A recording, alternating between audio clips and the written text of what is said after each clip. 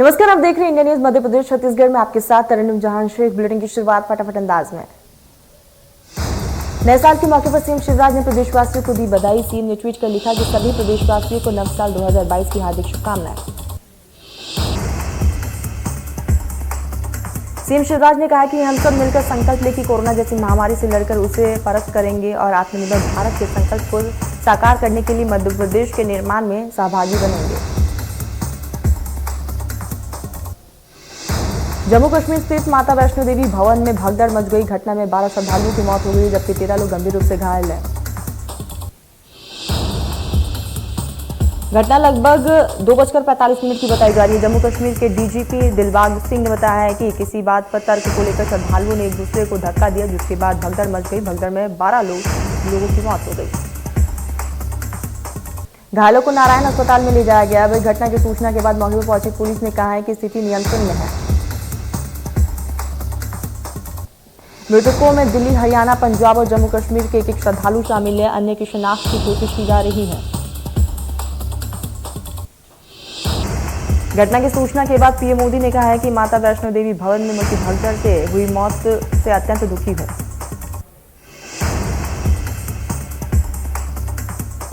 PM ने मृतक के परिजनों को 2 लाख रुपए मुआवजा देने का ऐलान भी किया है। वही घायलों को 50,000 रुपए मुआवजा देने की बात कही।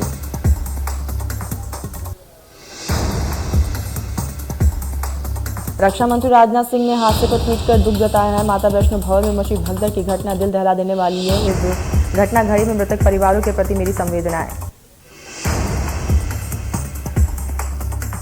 तो वही राहुल गांधी ने हादसे पर दुख जाहिर किए। ट्वीट कर लिखा है कि मृतकों के परिजनों को मेरी शोक संवेदनाएं। घायलों को जल्द स्वस्थ होने की कामना करता हूं। आज प्रधानमंत्री किसान वितरण कार्यक्रम दोपहर 12:30 बजे जारी होगा। सम्मान निधि की 10वीं किस्त 10 करोड़ परिवारों को मिलेगा लाभ।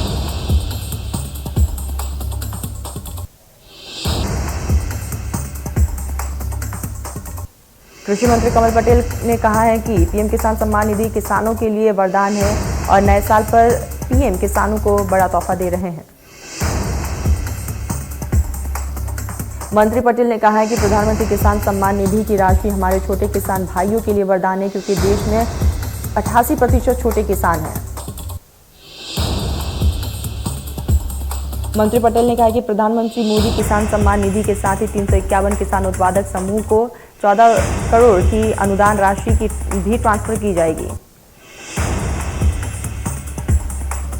पूर्व सीएम कमलनाथ का भी ट्वीट सामने आया है। कपड़े पर जीएसटी की दर को 5% से बढ़ाकर 12% करने को स्थगित करने के फैसले का कमलनाथ ने भी स्वागत किया। पूर्व सीएम कमलनाथ ने लिखा है कि कपड़े पर जीएसटी की दर को 5% से बढ़ाकर 12% करने के निर्णय को फिलहाल स्थगित करने का ये फैसला सही है। कपड़ा व्यापारी इस निर्णय से काफी ज्यादा खुश है।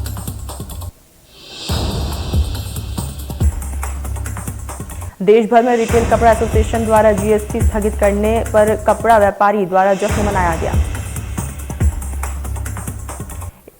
इसी कड़ी को देखते हुए इंदौर में भी कपड़ा व्यापारियों ने जश्न मनाया। साथ ही देश के प्रधानमंत्री नरेंद्र मोदी का आभार भी व्यक्त किया।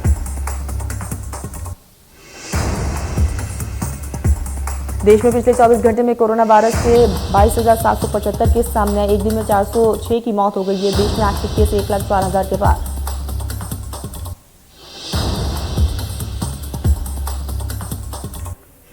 रायपुर कोर्ट में कालीचरण की जमानत याचिका खारिज। 13 जनवरी तक याचिका रिमांड पर भेजा गया है न्यायिक हिरासत में और 3 जनवरी को अगली सुनवाई होगी।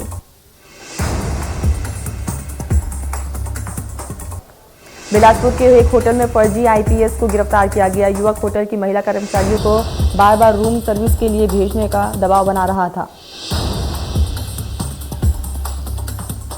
होटल कर्मचारियों को बेवजह दोष जमाने वाले फर्जी अधिकारी जब बिना बिल दिए होटल जाने लगा, तब होटल के मैनेजर को शक हुआ, जिसके दौरान सूचना तत्कालीन पुलिस को दी।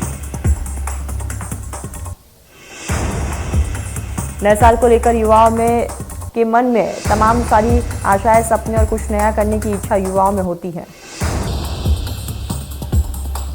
वही कोविड संक्रमण के दौर में सुरक्षित रहने की कोशिश भी इस बार युवाओं में देखी जा रही है, जो कि सराहनीय कदम है।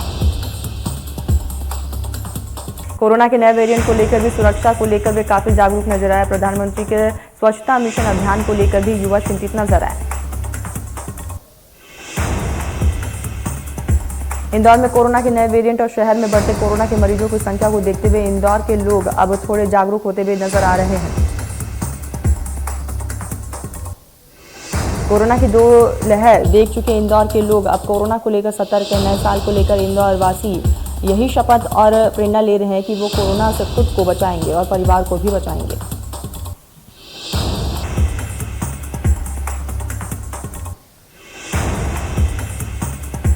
देश में कोरोना की रफ्तार बढ़ती जा रही है, जिसके चलते खरगोन जिले प्रशासन सतर्क नजर आ रहा है। इसको लेकर पुलिस की तरफ से जागरूकता रैली का आयोजन किया गया।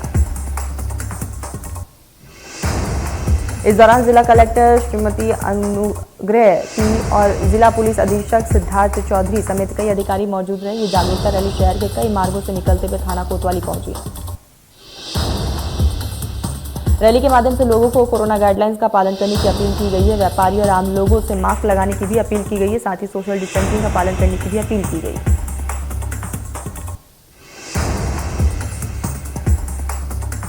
भोपाल में बंसल कॉलेज में खुले आम कोरोना गाइडलाइंस की धज्जियां उड़ाते हुए नजर आए। पार्टी में कोरोना गाइडलाइंस का उल्लंघन किया गया। जहां कोरोना गाइडलाइंस के दौरान प्रेशर पार्टी मनाई गई है, यहां मास्क और सोशल डिस्टेंसिंग का भी पालन नहीं किया गया। पार्टी में सैकड़ों छात्र शामिल हुए और डीजे की धुन पर नाचते हुए नजर आए।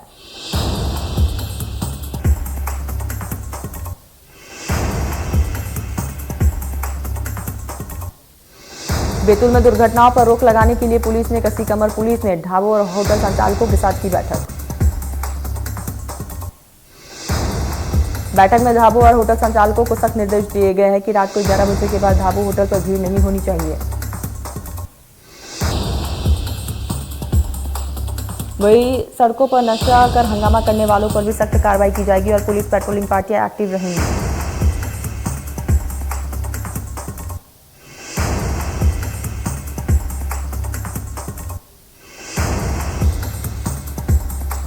सिद्धि के पश्चिमांचल अल्ट्राटेक सीमेंट प्लांट के हॉस्पिटल विभाग की बड़ी लापरवाही सामने आई है। अल्ट्राटेक सीमेंट प्लांट के हॉस्पिटल की वजह से 6 साल के मासूम बच्चे की जान चली गई।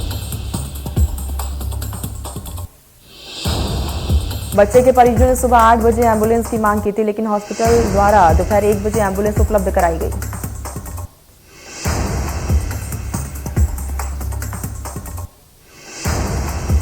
बेमेतरा में सामने आए टीचरों की लापरवाही। समय पर नहीं आए टीचर स्कूल में और सड़क पर घूमते हुए टीचर्स नजर आए।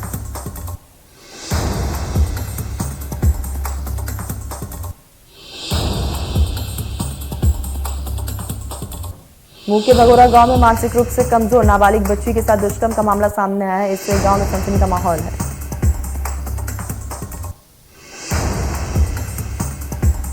जानकारी के मुताबिक नाबालिग के साथ गांव के ही 2 लोगों ने हैवानियत कर दुष्कर्म किए हैं, जिसकी खबर परिजनों को नहीं थी। करीब 4 महीने बाद नाबालिग गर्भवती हुई तो इसकी खबर उसके परिजनों को लगी,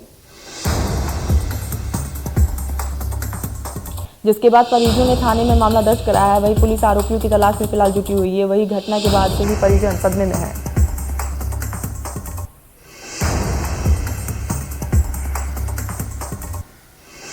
इंदौर में एक बहरे पति ने अपनी ही पत्नी की सरेआम हत्या कर दी। घटना की सूचना मिलते पुलिस मौके पर पहुंची और इमली बस स्टैंड से आरोपी को गिरफ्तार किया। जहां 9 साल की बच्ची के साथ महिला सब्जी खरीदने गई थी, तभी सरेआम पति ने उसकी चाकू से हत्या कर दी। घटना के बाद पुलिस को सीसीटीवी फुटेज भी मिली है,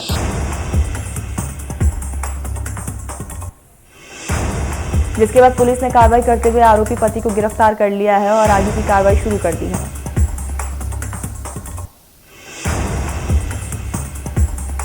इंदौर में एक युवक ने अपने घर में फांसी लगाकर आत्महत्या कर ली। परिजनों के मुताबिक युवक काफी दिन से परेशान था।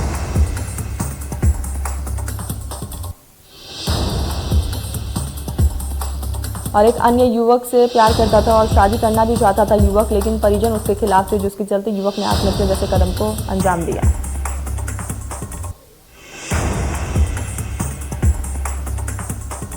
हरदा जिला के मोहनपुर गांव में एक 18 वर्षीय युवती ने मनचलों से परेशान होकर जहरीला पदार्थ खा लिया, जिसके दौरान युवती को अस्पताल लाया गया।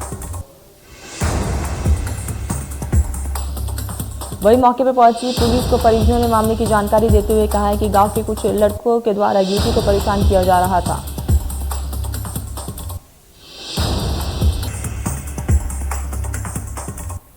ग्वालियर की आमको में कुत्तों के काटने से नाराज चाचा भतीजे ने पड़ोसी के डॉग को गोली मार दी है और गोली कुत्ते के पैर में लगी है और वे घायल है। वही डॉग की मालकिन के मुताबिक पड़ोसी ने घर आकर फायर किया, उनका बेटा बच गया है लेकिन कुत्ता घायल हो गया। वही सूचना मिलने के बाद पुलिस भी मौके पर पहुंची।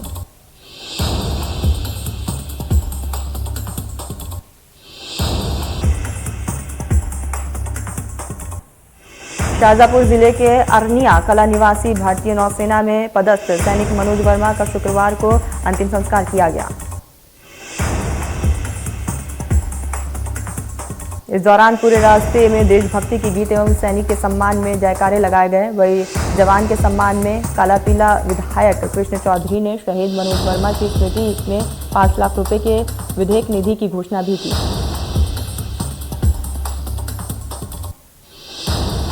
कोरिया कलेक्टर प्रशासन विभाग के सचिव डॉक्टर कमलप्रीत सिंह के आदेश का पालना नहीं कर रहे हैं। दरअसल कोटाडोम महाशिविर में रोज मेले का आयोजन हुआ है। जिला प्रशासन ने शिविर को लगाया। इस दौरान कलेक्टर श्याम धावड़े और राज्य मंत्री गुलाब कमरों ने कोरोना गाइडलाइंस की धज्जियां उड़ाई है। बिना मास्क के कलेक्टर और राज्य मंत्री नजर आए।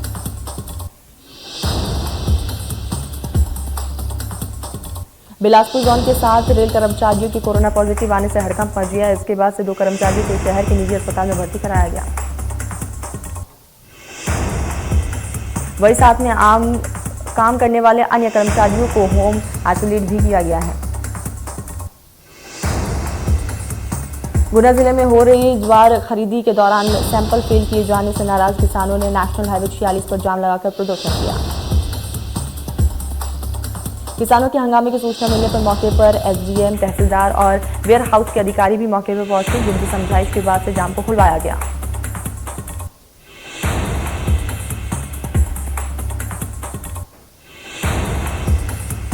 धमतरी जिला पर्यटन के लिहाज से पूरे प्रदेश में महत्वपूर्ण स्थान रखता है। ऐसे में सैलानी यहां गंगरेल बांध सहित अन्य प्राकृतिक नजारों के लुत्फ उठाने के लिए यहां पर बड़ी संख्या में पहुंच रहे हैं।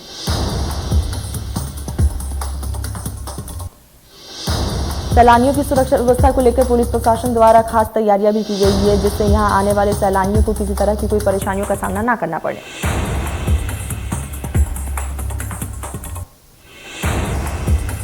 शमशाबाद में आज एक युवक देश की तरक्की और उन्नति की कामना को लेकर अपने गांव से हाथों में ध्वजा लेकर पैदल यात्रा करके गुजरात के द्वारकापुरी के लिए रवाना हो गया है। पैदल यात्रा शुरू करने से पहले युवक द्वारा शमशाबाद सूर्यनगर स्थित भगवान द्वारकाधीश मंदिर पर पहुंचकर भगवान की पूजा अर्चना की।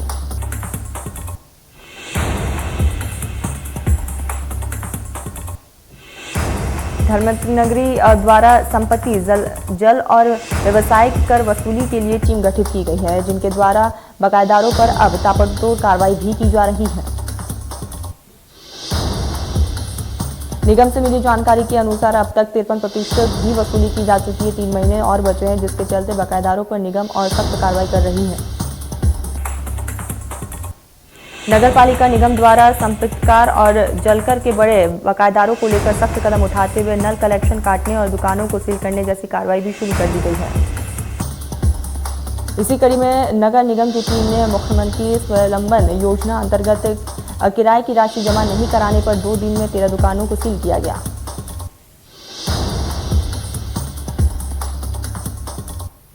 देवास के सोनकच्छ में प्रतीक उर्फ चिंटू राजपूत नामक युवक की पुरानी रंजिश में पिटाई का पूरा मामला सामने आया। आरोपियों के खिलाफ धारा 307 के खिलाफ कार्रवाई की गई। घटना सोमवार रात की बताई जा रही है। फिलहाल युवक का इलाज अस्पताल में जारी है।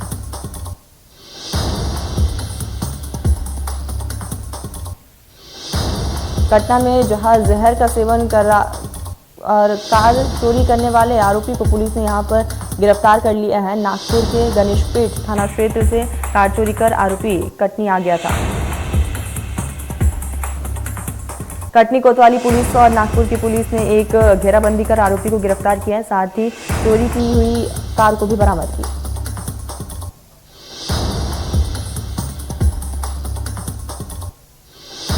डबरा शहर में चोरों के हौसले लगातार बुलंद है। आपको बता दें कि शहर के 2 बड़े प्रतिष्ठान शोरूम शिवम फर्नीचर और एलजी प्लाजा के शोरूम में चोरों ने लाखों की चोरी की घटना को अंजाम दिया।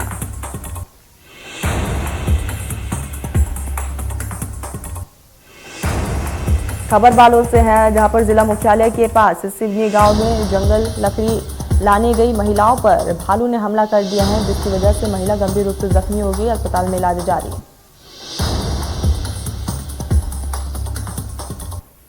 आसपास की महिलाओं ने जब भालू पर पत्थर बरसाए थे, तब कहीं जाकर भालू वहां से भाग निकाल। फिलहाल घायल महिला का इलाज जारी है।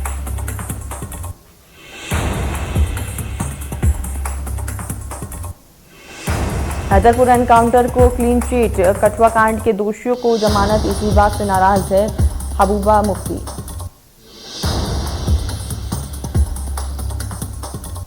देश भर में कोरोना मरीजों की संख्या में इजाफा हो रहा है। वहीं मध्य प्रदेश में आगामी 3 जनवरी से 15 से 18 के बालक और बालिकाओं को वैक्सीनेशन लगाया जाएगा। इसे लेकर इंदौर में सभी स्कूलों में वैक्सीनेशन किया जाएगा। इसके लिए स्वास्थ्य विभाग ने लगभग तमाम तैयारियां पूरी कर ली है।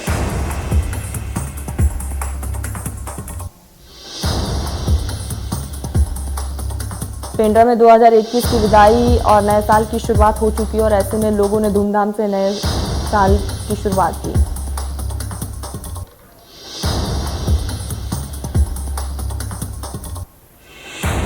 महाराष्ट्र में ओमिक्रॉन का खतरा बढ़ता जा रहा है। 450 केस सामने आए। दिल्ली में एक दिन में ओमिक्रॉन के 57 केस मिले हैं। इसके साथ ही दिल्ली में ओमिक्रॉन के कुल केस 320 के पार। गुजरात में भी खतरा लगातार बढ़ता जा रहा है। गुजरात में 97 केसेस ओमिक्रॉन के सामने आए।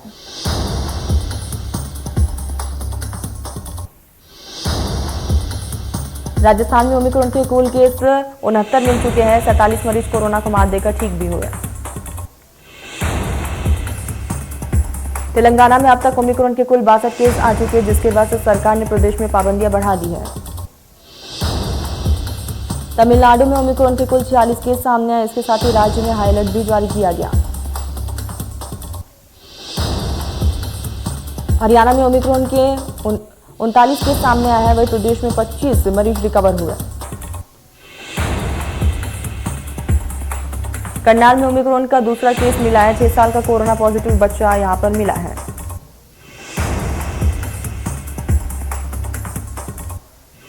बच्चे के पिता में पहले ही ओमिक्रॉन की पुष्टि हो चुकी है। बच्चे का परिवार पुर्तगाल से लौटा था, जो कि नीलाखोड़ी में रहता है।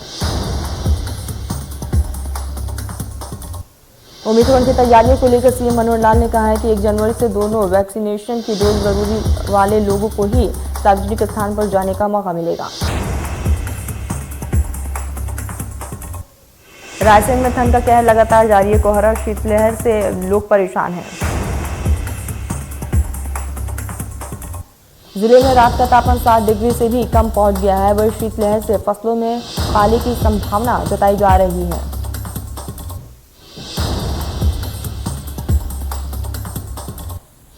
जम्मू कश्मीर के श्रीनगर में सुरक्षा बलों और आतंकवादियों के बीच मुठभेड़ हुई है। इस दौरान सुरक्षा बलों ने 3 आतंकियों को मार गिराया है। वही मुठभेड़ में 4 जवान गंभीर रूप से घायल। सुरक्षा बलों और पुलिस की कार्रवाई में बीते 24 घंटे में 9 आतंकवादी मार गिराए हैं। इससे पहले दक्षिण कश्मीर के 2 जिलों में भी 6 दहशतगर्दों को ढेर किया गया। वित्त मंत्री निर्मला सीतारमण की अध्यक्षता में देश की राजधानी दिल्ली में जीएसटी काउंसिल की 46वीं बैठक हुई, जिसमें सस्ते कपड़े पर जीएसटी दरें 5% से बढ़ाकर 12% करने पर सहमति नहीं बनी है। जीएसटी काउंसिल की बैठक में शामिल हुए कई राज्यों के वित्त मंत्री कपड़े और फुटवेयर की इंडस्ट्रीज जीएसटी काउंसिल के सितंबर में लिए गए फैसले के खिलाफ थी। जीएसटी काउंसिल ने टेक्सटाइल पर बढ़ा हुआ जीएसटी टालने का यहां पर बड़ा फैसला लिया है।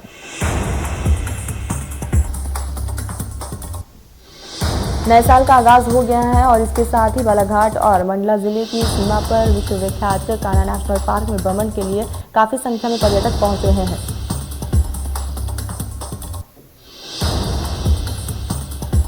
तो वही कान्हा नेशनल पार्क में नए साल के आगमन पर सेलिब्रिटी भी पहुंच रहे। इस मौके पर फिल्म अभिनेता सुनील शेट्टी सफारी करते हुए नजर आए। इस दौरान सुनील शेट्टी ने कहा कि यहाँ आकर उन्हें गजब का अनुभूति मिल रही है और यहाँ पर प्राकृतिक नज़ारे से वो काफ़ी ज़्यादा खुश भी नजर आए।